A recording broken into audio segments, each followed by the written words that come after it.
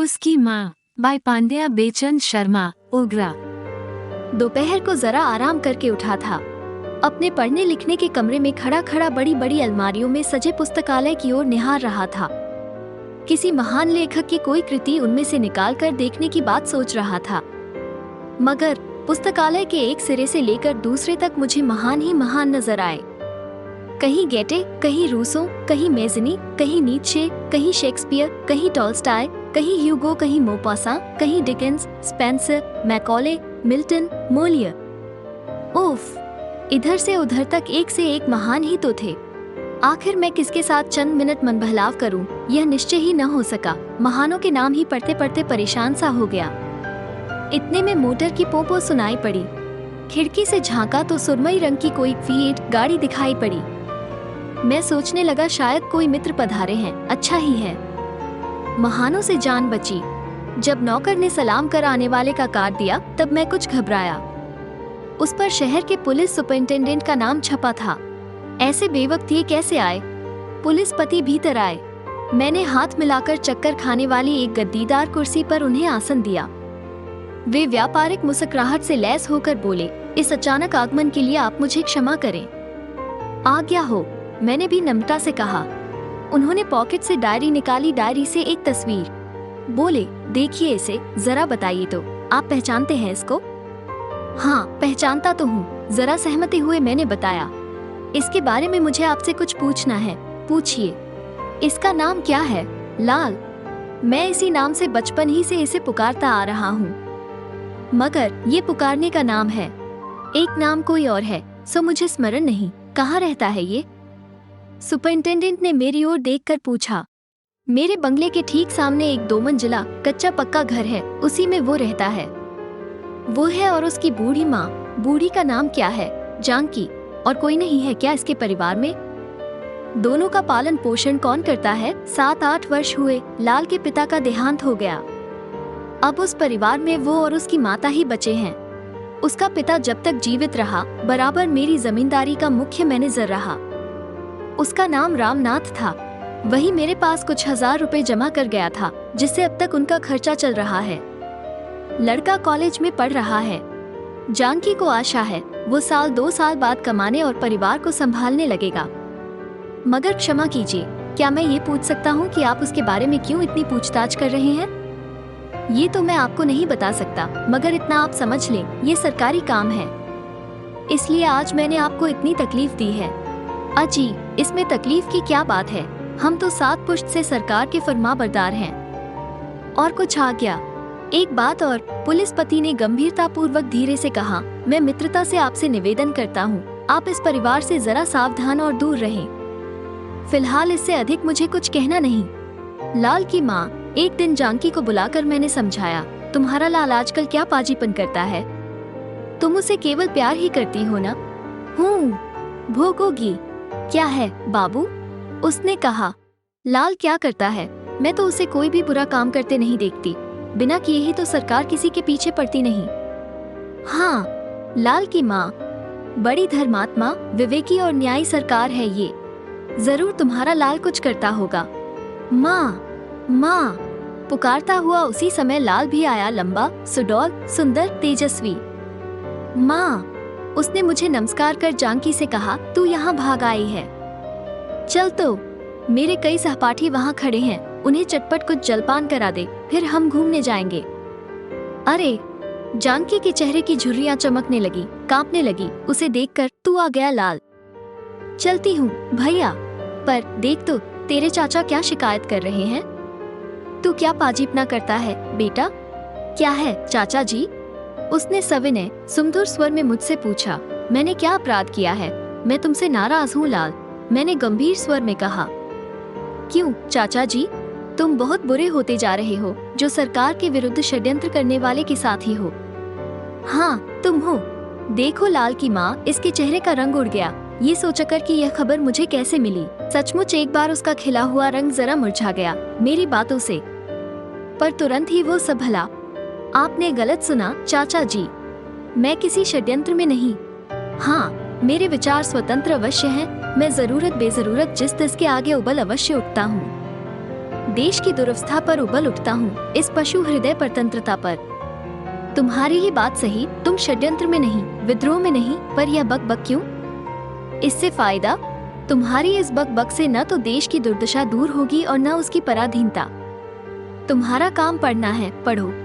इसके बाद कर्म करना होगा, परिवार और देश की मर्यादा बचानी होगी। तुम पहले अपने घर का उद्धार तो कर लो, तब सरकार के सुधार का विचार करना। उसने नम्रता से कहा, चाचा जी क्षमा कीजिए, इस विषय में मैं आपसे विवाद नहीं करना चाहता। चाहना होगा, विवाद करना होगा। मैं केवल चाचा जी नहीं, तुम्हारा बहुत कुछ हूँ। तुम्हें देखते ही मेरी आंखों के सामने रामनाथ नाचने लगते हैं, तुम्हारी बूढ़ी माँ घूमने लगती है। भला मैं तुम्हें बेहाथ होने दे सकता हूँ? इस भरोसे मत रहना। इस पराधीनता के विवाद में चाचा जी, मैं और आप दो भिन्न सिरों पर हैं। आप कट्टर राजभक्त, मैं कट्टर राजविद्रोही। आप पहली बात को उचित समझते हैं कुछ कारणों से, मैं दूसरी को दूसरे कारणों से। आप अपना पद छोड़ नहीं सकते अपनी प्यारी कल्पनाओं के लिए, मैं अपना भी नहीं छोड़ सकता।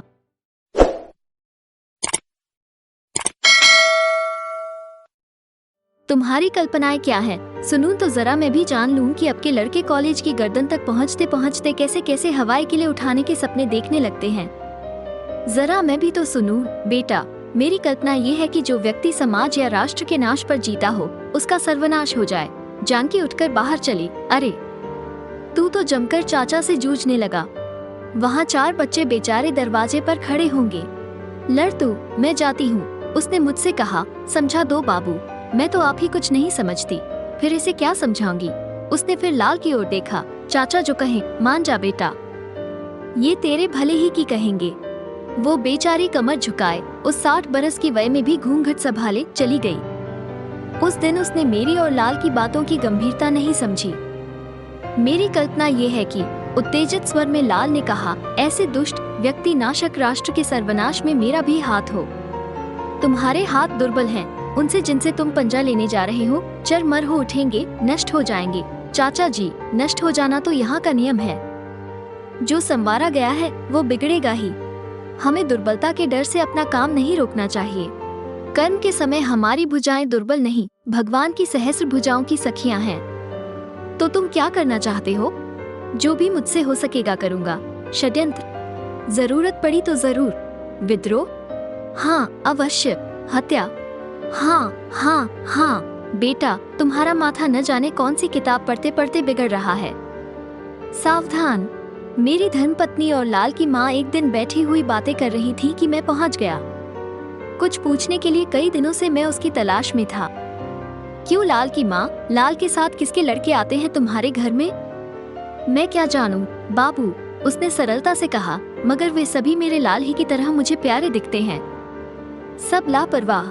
वे इतना हंसते गाते और हो हल्ला मचाते हैं कि मैं मुग्ध हो जाती हूँ। मैंने एक ठंडी सांस ली। हूँ, ठीक कहती हो। वे बातें कैसी करते हैं, कुछ समझ पाती हो? बाबू, वे लाल की बैठक में बैठते हैं। कभी कभी जब मैं उन्हें कुछ खिलाने पिलाने जाती हूँ तब वे बड़े प्रेम से मुझे माँ कहते हैं। मेरी छाती फूल उठती है, मानो वे मेरे ही बच्चे हैं। हूँ, मैंने फिर सांस ली। एक लड़का उनमें बहुत ही हंसोड़ है, खूब तगड़ा और बली दिखता है।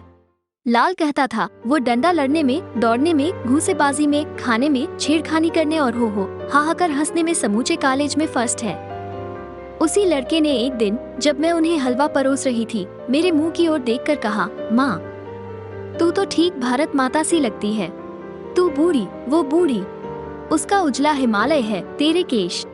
हाँ, नक्शे से साबित करता हूँ, तू भारत माता है।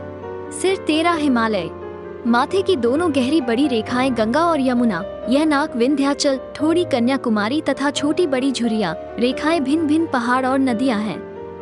जरा पास आ मेरे, तेरे केशों को पीछे से आगे बाएं कंधे पर लहरा दूं, वो बर्मा बन जाएगा। बिना उसके भारत माता का श्रृंगार शुद्ध न होगा। जानकी उस लड़के की बातें सोच गदगद हो उठी। बाबू, ऐसा ढीठ लड़का। सारे बच्चे हंसते रहे और उसने मुझे पकड़ मेरे बालों को बाहर कर अपना बर्मा तैयार कर लिया। उसकी सरलता मेरी आंखों में आंसू बनकर छा गई। मैंने पूछा, लाल की माँ, और भी वे कुछ बातें करते हैं? लड़ने की, झगड़ने की, गोला गोली या बंदूक की? अरे बाबू, उसने मुस्कुराकर कहा, वे सभी बातें करते हैं। उनकी बातों का कोई मतलब थोड़े ही होता है।